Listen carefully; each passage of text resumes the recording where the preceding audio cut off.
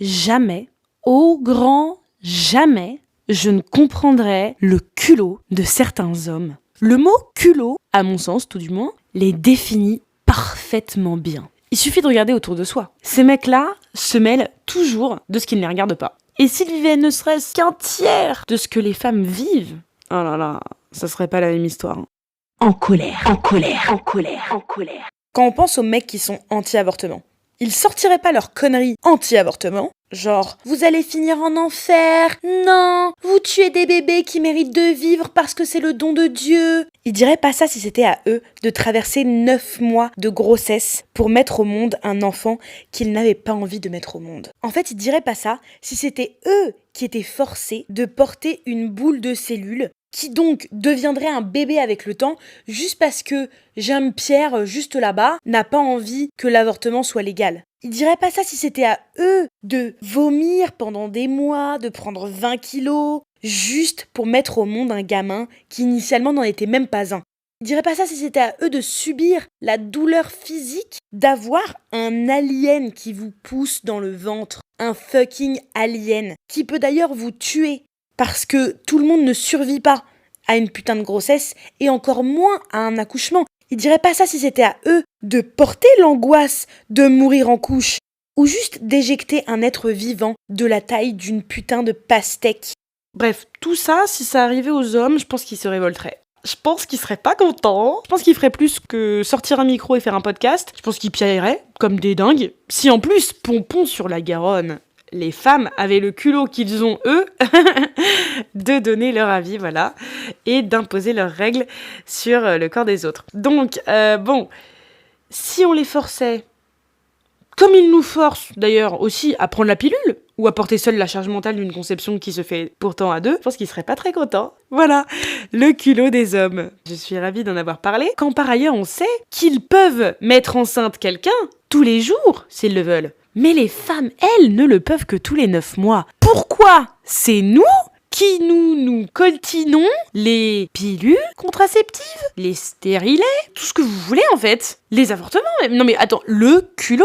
Arrêtez de baiser partout, messieurs. Protégez-vous. Pourquoi la pilule contraceptive n'est pas donnée aux hommes depuis le début ? Ça me dépasse. Bref, le culot. Bon, je vous rassure aussi, les femmes ont du culot. Certaines femmes sont anti-avortement, anti-choix, anti-femmes. C'est tout simplement du sexisme intériorisé. Voilà, on a toutes et tous au moins un peu eu dans notre vie des petits trucs comme ça par-ci par-là qui sont pas tip-top. Moi, je sais que c'était mon cas. Par contre, je suis prête à me pointer du doigt sur beaucoup de choses, mais je tiens à préciser que, Dieu merci, paix à mon âme, j'ai toujours été pro-choix. Pro-avortement, concrètement, disons les termes. Mais voilà, en soi, j'ai grandi en me sentant pas particulièrement féministe malgré tout. Du coup, pour que vous compreniez bien, je vais vous raconter un petit peu comment j'ai grandi. Je viens d'un milieu très catho, plutôt conservateur, classique, bourgeois. Bon alors, je vous arrête quand même. Le but, ici, ce n'est pas du tout de faire un lien entre le catholicisme et le féminisme ou le sexisme. Je suis pas là pour parler de religion en long, large et en travers. Je sais pas si c'est ça l'expression, mais on va dire que vous avez compris. Bref, revenons-en au sujet. J'ai grandi dans une grande famille catho, le genre de famille avec plein d'enfants et des rôles plutôt genrés, mais pas trop non plus. Vous voyez, avec quelques portes entr'ouvertes, il y avait des petites possibilités d'évolution, c'était pas mal. Les discussions étaient pas particulièrement portées sur l'égalité des sexes, ça pour le coup, voilà.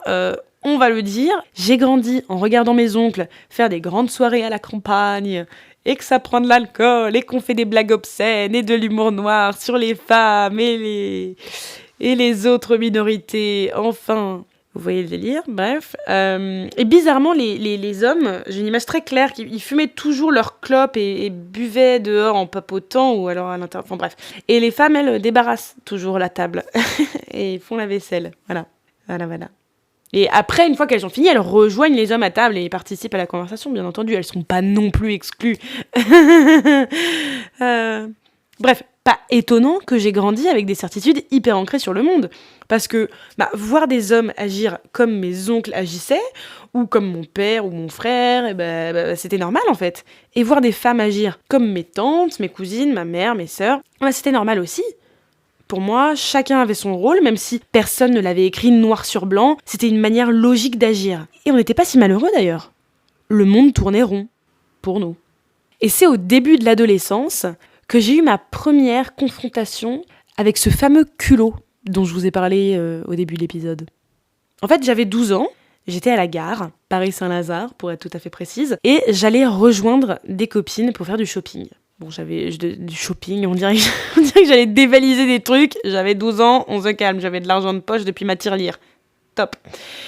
Et là, il y a un homme de 45-50 ans qui est venu me voir, il m'a bloqué la route, il m'a regardé de haut en bas et il m'a dit « T'es trop mignonne toi avec ta petite jupe, j'aimerais bien voir ce qu'il y a en dessous. » Le culot.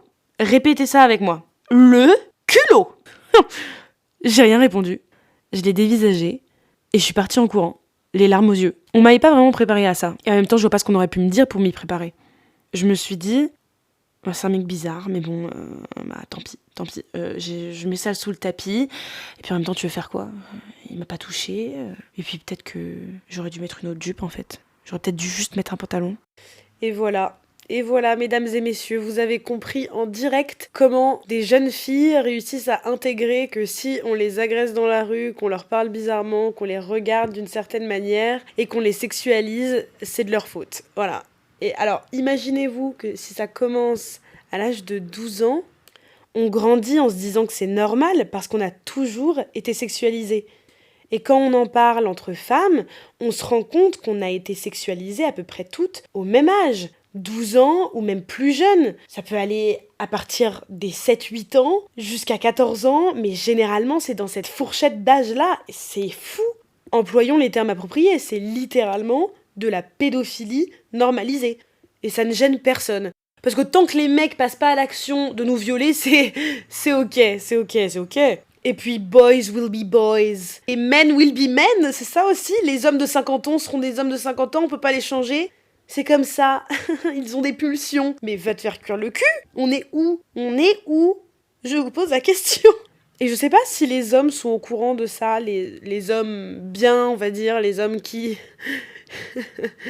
Pourquoi je suis obligée de dire les hommes bien ? Non, les hommes normaux qui n'agressent pas des jeunes filles et des enfants dans la rue. Je sais pas s'ils s'en rendent compte et s'ils décident de faire comme si ça n'existait pas, ou s'ils sont vraiment pas au courant de ce qui se passe depuis des années, depuis des décennies. Pour les filles, en fait, et les femmes, la sexualisation de notre corps, elle est constante depuis notre plus jeune âge. Et puis ensuite, ça se repasse. Tu vas être dans le métro, tu vas te prendre une claque au cul. Ou par exemple, en soirée, quand les mecs vont pas s'empêcher de mettre leurs mains sur tes hanches, par exemple, pour aller d'un point à un autre. C'est juste discret, c'est juste délicat, ils en ont pas vraiment quelque chose à faire, mais ils le font quand même. Ou alors, ils mettent les mains sur ton corps parce que ils en ont envie et ils comptent bien garder leurs mains sur tes hanches parce que c'est comme ça et que c'est pas négatif. Le pire, c'est que les papas, c'est pour ça qu'ils sont aussi protecteurs avec leurs filles, parce qu'ils savent, ils disent, on connaît les autres hommes, mais du coup, vous savez que vous êtes le problème. Vous le savez.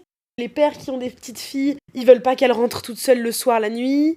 Au lieu d'enfermer les hommes problématiques, au lieu de gérer le problème à la source, on empêche les jeunes filles de porter des jupes trop courtes, et si elles le font quand même, on part du principe que de toute façon c'est de leur faute, si jamais il leur arrive une merde, si jamais elles se font agresser parce que qu'est-ce qu'elles faisaient habillées comme ça à une heure pareille ? Tout ça parce que l'homme est un homme et que de toute façon on ne peut pas le changer dans la conscience collective, alors que la femme, elle, est totalement modulable selon notre bon vouloir. Mais c'est littéralement complètement con. Les hommes sont totalement capables de changer, mais il faut leur faire comprendre que c'est une nécessité, c'est urgent de changer. Demain, il y a un petit garçon qui porte un mini short ras le cul. Dites-moi si une femme l'arrête pour lui demander ce qu'il a en dessous. Je dis pas qu'aucune femme n'agresse, qu'aucune femme ne viole, qu'aucune femme ne fait des commentaires déplacés. Bien entendu, je dis pas ça parce que ce serait mentir, ce serait être complètement dans le tort. Mais le fait est que c'est une majorité écrasante d'hommes qui fait tout ça et qui agressent des filles ou des garçons en fait. Mais dans tous les cas, on est en majorité en train de parler d'hommes agresseurs, d'hommes qui prennent de la place, à qui on permet de prendre de la place parce que c'est les femmes qu'on muselle. Ça me rend folle. Je vous jure, ça me rend tarée en fait. Il y a de quoi devenir une putain de féministe en colère. Vous venez d'écouter un épisode du podcast En colère. Si vous êtes toujours zen, c'est que vous n'avez pas écouté assez fort. Vous trichez. Bon alors maintenant, soit vous allez crier dans votre oreiller, soit vous écoutez l'épisode d'après. Allez, oust!